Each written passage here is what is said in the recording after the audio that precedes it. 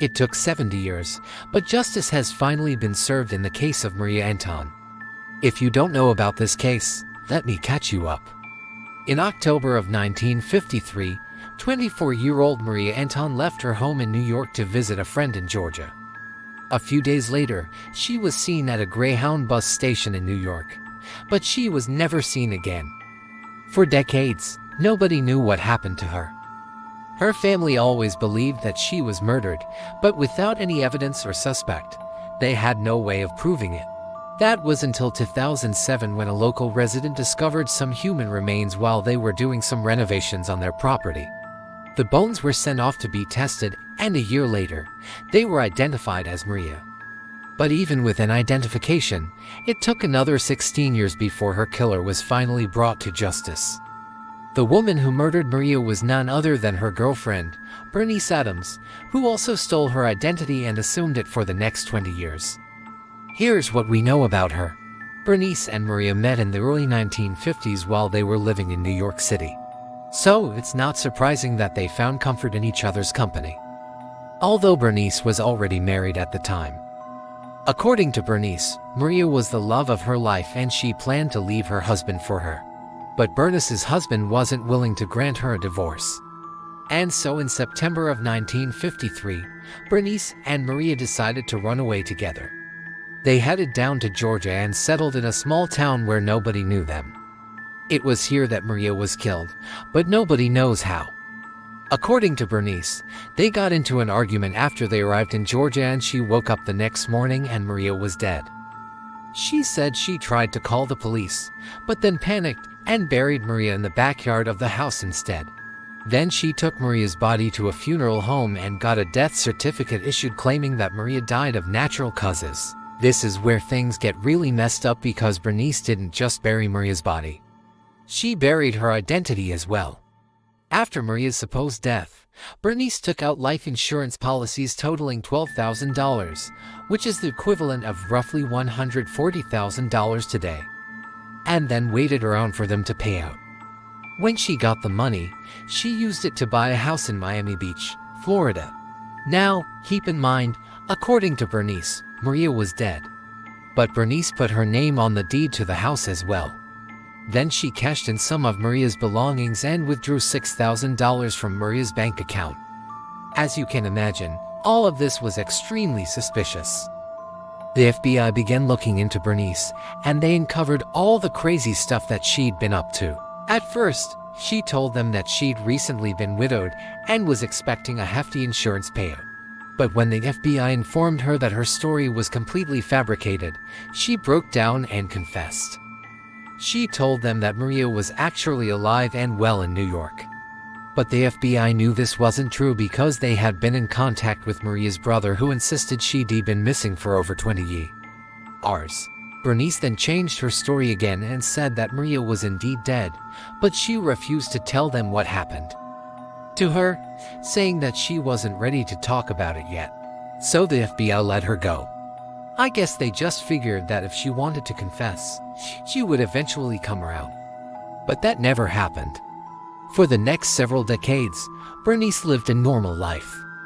She worked as a secretary and volunteered at a soup kitchen. Meanwhile, Maria's family never gave up hope that her killer would eventually be held accountable.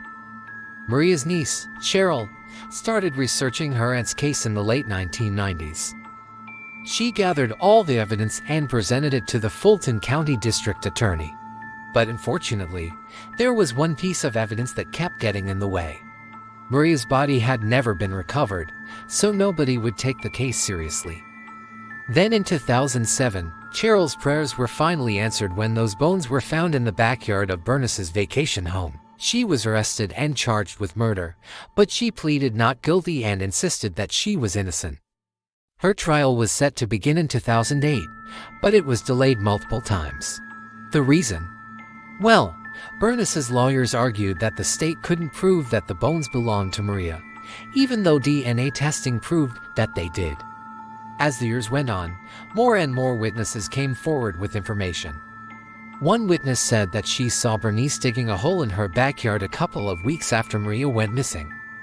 Another said that they saw Maria's car abandoned on the side of the road near Bernice's house. Then yet another witness came forward and told the police that they heard Bernice bragging about killing someone. Despite all the evidence against her, Bernice still refused to admit what she did. She was finally sentenced to life in prison in 2015. And throughout her trial, she maintained that Maria left her and moved to New York. She was adamant that Maria was alive, even though by this point, everybody knew that she was dead. However, while incarcerated, Bernice developed some serious health issues and she was transferred to a medical facility where she remained until her death in 2023. That brings us to this year. On March, Maria's remains were positively identified through fingerprint analysis. About 2 months later on May, Bernice was finally charged with malice murder, felony murder, theft by deception, and first-degree theft by taking. Unfortunately, she didn't live long enough to stand trial. But honestly, I think that's for the best because this case was dragging on for far too long already. Now, just because Bernice is dead doesn't mean that Maria's family is any closer to getting justice. They spent almost 70 years searching for answers only to have them die right when they were finally within reach.